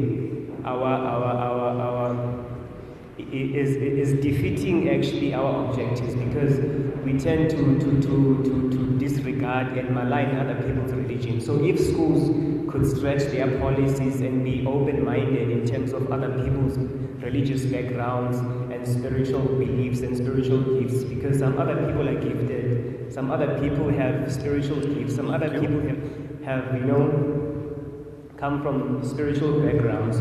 So I think the issue is the education, the Department of Education. There needs to be they need to reimagine their policy on religion and spirituality and allow other interventions to take place, so that we can be able to assist and help kids in terms of their texts. Remember, your time is expired. Yes, the time is expired. I know. I just wanted to respond. Okay, but thank you. Thank you. And the traffic from very, very much. I give you 1 minute, you take another 2 minutes. So I didn't want to call this security. I said, let me leave it. But thank you very much. And for the 3 commissions, can you give a round of applause, please? I can see the effort that you made. Everything was proper. And thank you very much. Ladies and gentlemen, we are about to finish with our program for the day. But there is no way that I cannot call the CPF chairperson here in the JTG district, Tatekini Tibeti. As you come to the podium, your 5 to 7 minutes is guaranteed.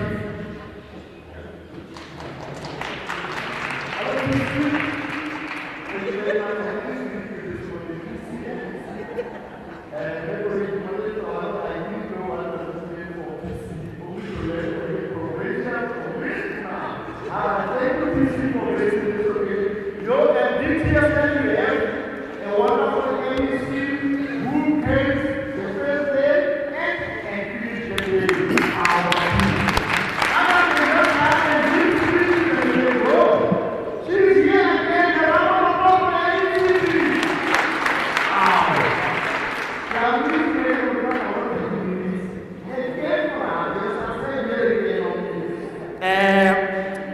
Member, your 5 to 7 minutes starts now.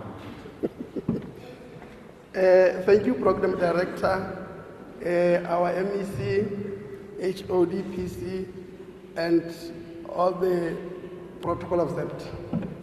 Let me take this opportunity to greet all the dignitaries and attendees from all corners of our beautiful province, the Northern Cape, and furthermore all protocol observed.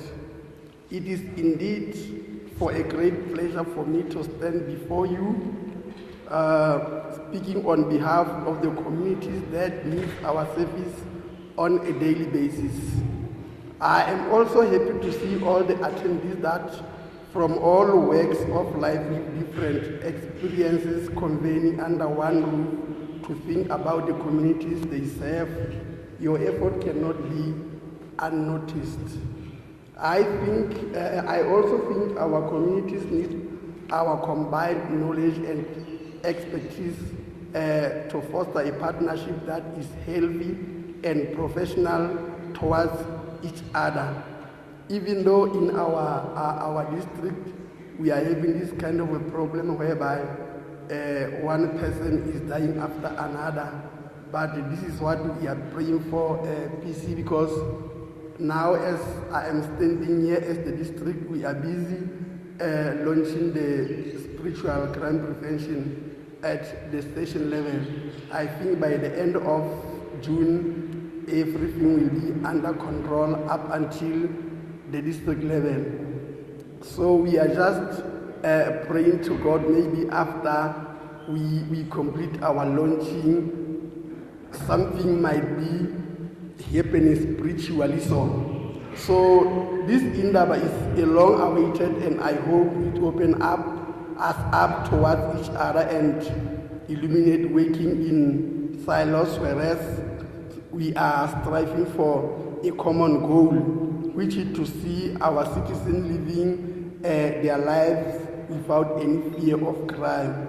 In conclusion, I wish that all efforts that were put together for these 2 days becomes fruitful and make us to develop a strategy that we will all commit to ensure the implementation of its outcome. Thank you very much for each and everyone who is in this room, traveling from all over our province, the CPFs, our police in blue, all the stakeholders. On a serious note, it means a lot to JTG and even the province. We are very happy. Thank you, Ntate Pito.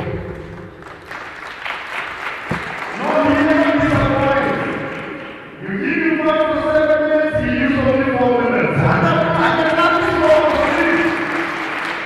Thank you very much. You see, your HOD with the entire staff, they started the event, they finished the event. I don't have this for the we don't want people to come and speak and I'm sure they leave and then we are sitting around here. But not with this one. Ladies and gentlemen, it is now an honor for me to call the head of the government, Mr. Wilson. Unfortunately, I'm not going to give him minutes to speak. I'm just going to hand the mic because I might not get a second chance next time. Thank you, Program Director. Let me acknowledge the presence of my boss, MEC Koloi, the Provincial Commissioner, and let me say all protocol observed, not to waste time.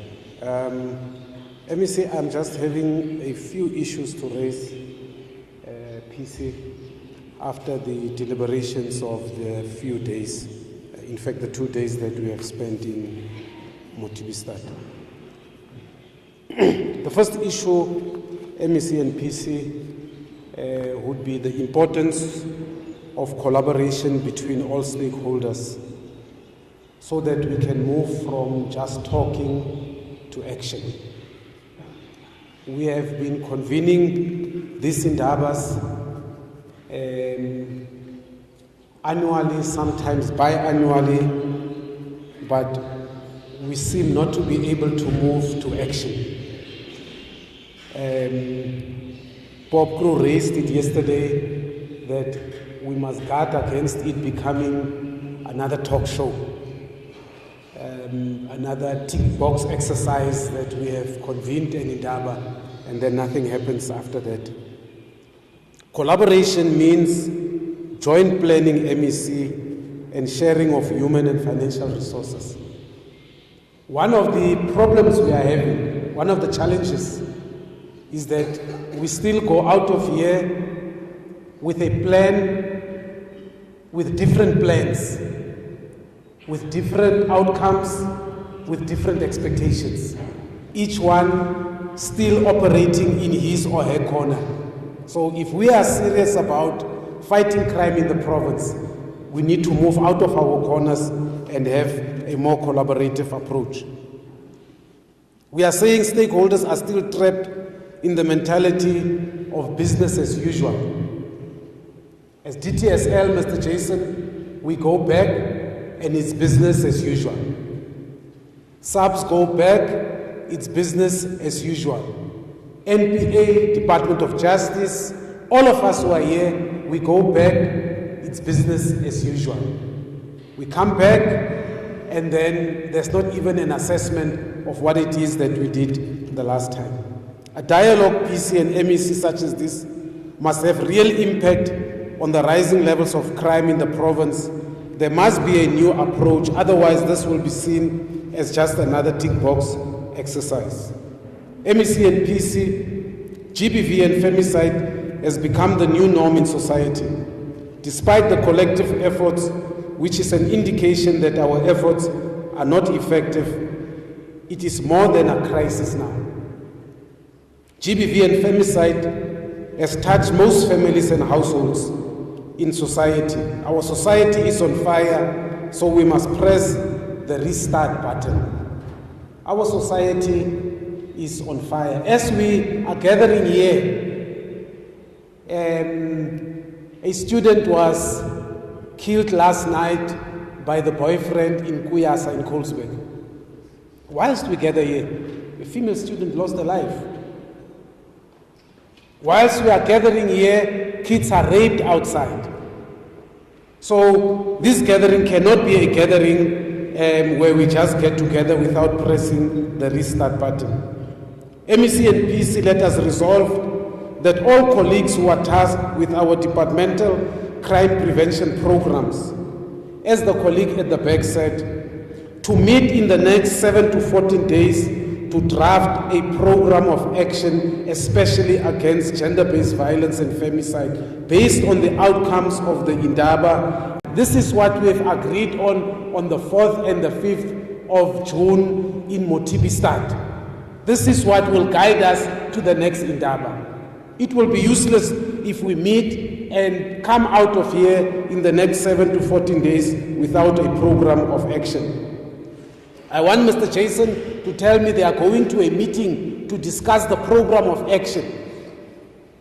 And the program of action, MEC and PC, you can present it to the Premier if we have it, and MEC can then present it to the EXCO of the Northern Cape, so that we say to the Premier and to Treasury, we need money for this program of action. We don't have money in the province, but there are money for programs. Now, if we come out of here without a program, we can't come back and complain that government is not supporting without us submitting a program that says we need 20 rand for this program, and then we get the 20 rand for the program. MEC must even go and present it to EXCO. So it's a task that we must have upon ourselves, MEC and PC. Commission 3, I want to, out of all the commission, I was part of Commission 1, but I want to applaud Commission 3 on the role that local government must play. MEC and PC, the absence of local government to this important discussion will serve to challenge the general fight against crime, more specifically the fight against GBV and femicide. We cannot talk about crime in the absence of the rulers of our towns and municipalities.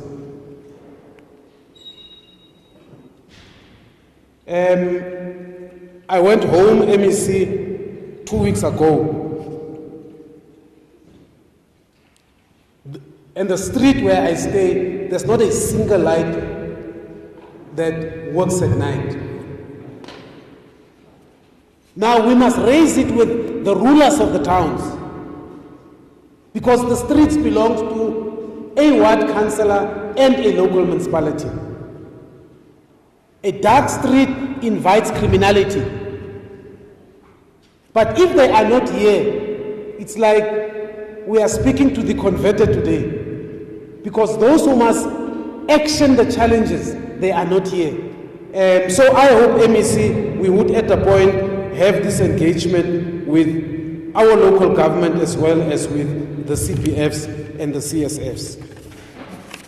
MEC and PC, as I am moving towards the end, we must also appreciate and support the work done by the religious sector, in particular the spiritual crime prevention sector in the fight against GBV and femicide. The pastor said this morning, we need the light to drive out the darkness. Thanks, Pastor. And the light is with us through those who understand the operations of the darkness. So as government, we need to tap on that knowledge so that you can always keep us in your prayers when we are having this fight against gender-based violence and crime in the country. We must take this fight, MEC and PC, to all sectors of society, especially looking into how we can collectively empower the efforts of the youth against crime. Let's make an investment in those young people who are saying we are unemployed but we want to fight against crime. They are here with us. They are outside. As a department, as government, how can we empower them and really invest in them, MEC and PC? We have lessons, MEC and PC, out of COVID-19. It was a discussion in every household, in every place of work, in all communities. Let us also elevate gender-based violence and femicide to that level. Let's take it even to the schools.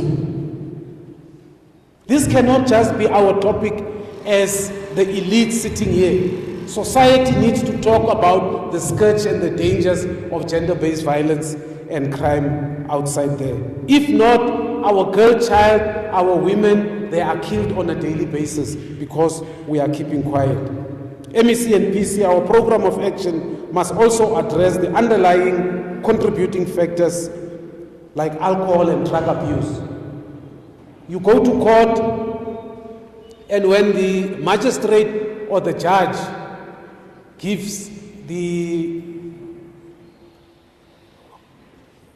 perpetrator a chance to speak, he normally says that I was under the influence of alcohol and drugs. So as we fight gender-based violence, as we fight femicide, as we fight crime, there is this main devil of alcohol abuse and drug abuse in society, which we can fight using our young people who are here with us today. We need to fight gangsterism in society. We need to fight the unemployment as well as to support the child-headed households. MEC and PC, we also need to assess the support that we are providing to our community policing forums. Are we doing enough as DTSL?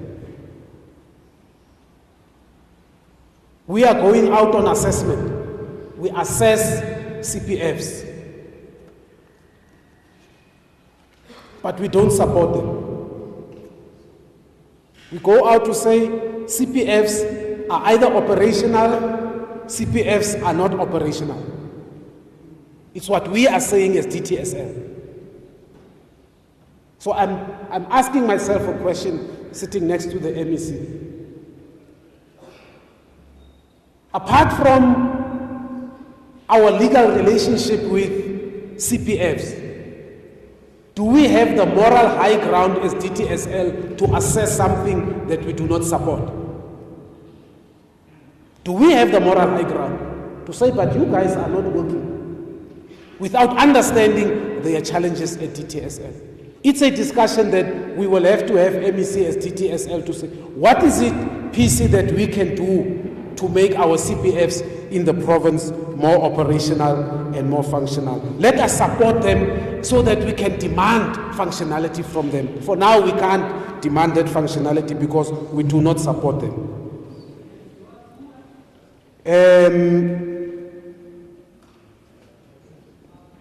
They are the foot soldiers, MEC, in the fight against crime and GBV. They are risking their lives on a daily basis. What must be done more to enable them to perform better? Colleagues, the fight against crime and gender-based violence and femicide in particular must be our collective and daily task. Let us not fail the people of the Northern Cape. They must experience a different Northern Cape after this Indaba. In conclusion, MEC and PC, I would like to join MEC in what she said yesterday. Let us afford the PC and the management of SAPS space to deal with their in-house challenges with the CPF board. It would be premature for us to jump into that matter now. Let's await the PC and the management, let them deal with it and give a report to the MEC so that we can see how can we support them to strengthen their relationship. I thank you, PC. Thank you, MEC.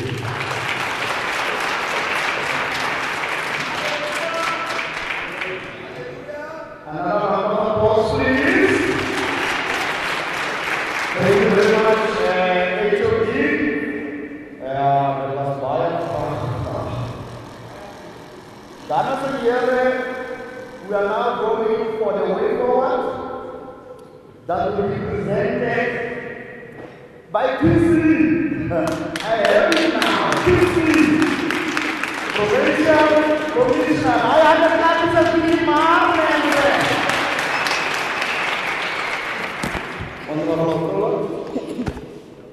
Thank you, Program Director. Let me greet the MEC amongst us, the HOD, my family in the JCPS cluster, all heads of entities here, our labor unions, the community.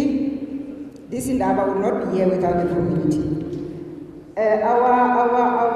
The Deputy Provincial Commissioners, District Commissioners, all the family in blue, ladies and gentlemen, good afternoon. MEC, before I go for the way forward, I just need to highlight, this Indaba is coming from 2023. We started planning. And when we were planning the Indaba, all the relevant departments were there. Until this year. When we issued the invites, the relevant departments were part of the organizing committee, they were part of the planners, they knew each and every step and every date of the Indaba. They decided to withdraw at the last minute. They didn't tell us they withdraw, they just kept quiet. And I'm reporting this MEC because these are government departments. And these are governments that are supposed to be with us in crime fighting that have a huge responsibility. So they decided to withdraw with no approach. The local government where crime is happening, where everything is happening, where we are staying, where the criminals are staying, we're part of the planning. We invited the mayors. We expected the mayors to invite the councillors because we cannot go in that space. That is the principle of that space. If the mayors were not coming here, we expected that they are going to delegate authority. There's no one. There is no approach. The only approach we got was from the mayor of JTG that was here yesterday. But even the mayor was supposed to have sent us a representative from the office. That is why we are in this situation, MEC, and I have to highlight this. I need to ventilate it because that is what is happening in the joints as well. You invite departments at the joints. The joints MEC is for the heads of departments in this province, and that is where we fight crime. They don't go. You won't find education there. You won't find all the departments. The department will come when there's an activity that is affecting that department. You find them at the joints with all the complaints. The next minute, you find the most junior person at the joints from that department, and every joint, there's a new person coming from a department. When you give responsibilities, there's no accountability because the HODs don't want to attend the joints. I've reported to the GG. He is aware of the situation of the joints in the province. That is where we stand today. I think we are undermining each.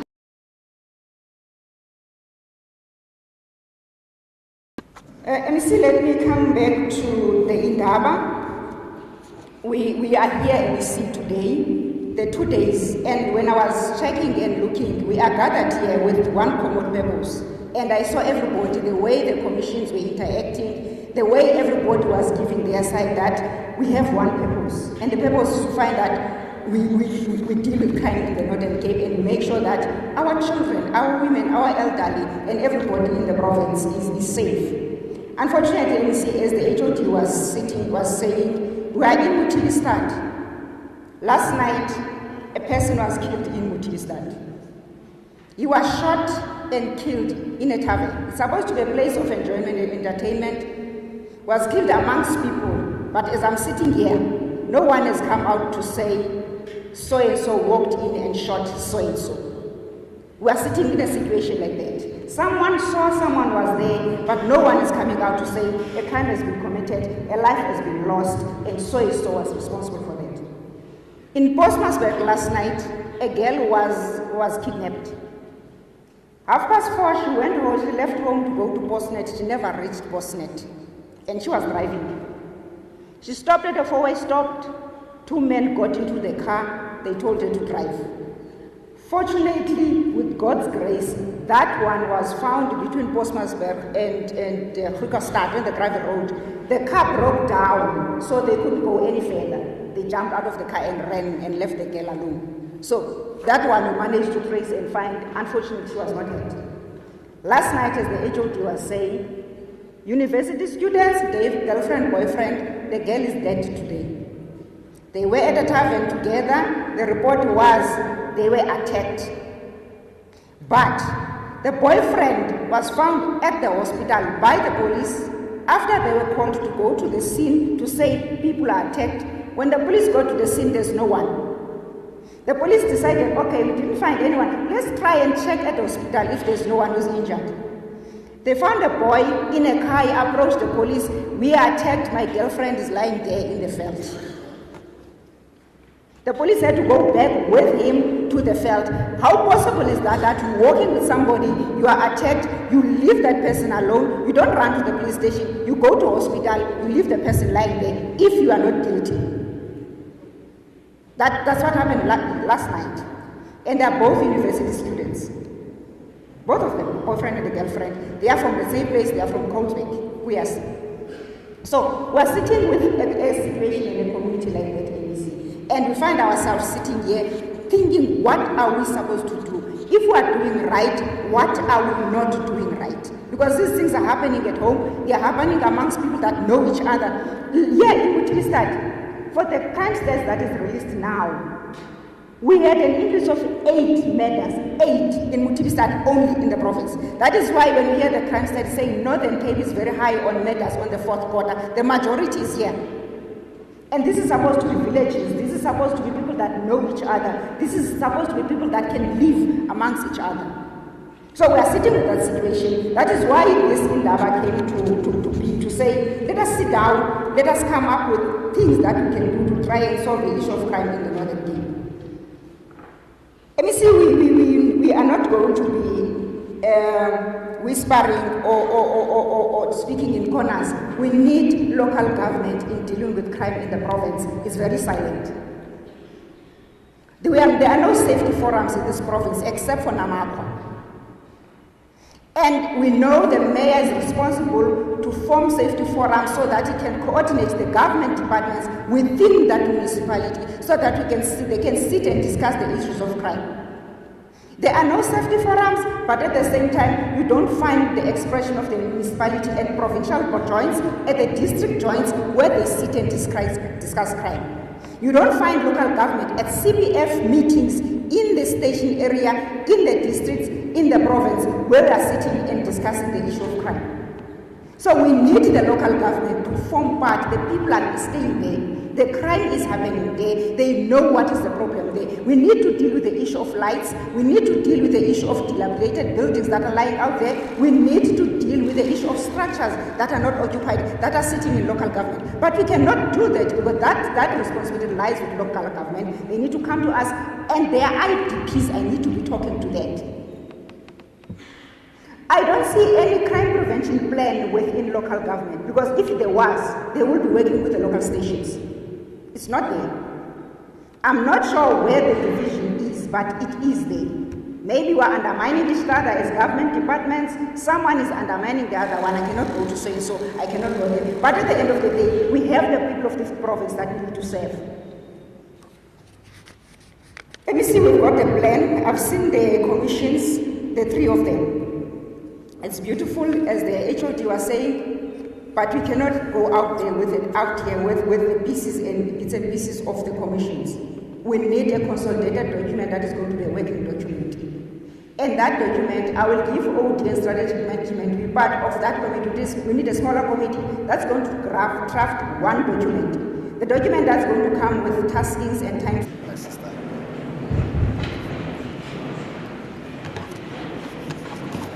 Thank you very much, Program Director Dr. Pizzo. Let me also greet the PC and your entire team this morning here. But let me stand on the protocol.